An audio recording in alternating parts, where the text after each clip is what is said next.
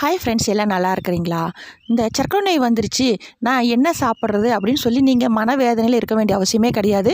காலை இரவு நான் சொல்கிறேன், இந்த 2 பொருளை மட்டும் நீங்கள் நான் சொல்லுவது போல் எடுத்து சாப்பிடும் பொழுது உங்களுக்கு காலை இரவு தோசை, இட்லி, நீங்கள் அதை ஆப்பம் எப்படி வேணாலும் செய்து பணியாரம் அப்படி செய்து சாப்பிட்லாம். அதே போல் உங்களுக்கு ரத்தத்தில் சர்க்கரை அளவும் அதிகமாகாது. நான் சொல்கிறேன், இந்த அரிசி அந்த காலத்தில் ராஜாக்கள் பயன்படுத்தியது. நம்ம மாதிரி இருக்க ஏழை எளிய மக்கள் பணக்காரங்களாகவே இருந்தாலும் இந்த அரிசியில் அந்த காலத்தில் வாங்கவும் முடியாது. அவ்வளவு இதை வெளியிலையும் புழக்கத்துக்கு வரல. ராஜாக்கள் அதை சாப்பிட்டு தான் 1000 காலங்க வாழ்ந்தது. அதனால் இவ்வளோ சக்தி வாய்ந்த அரிசி.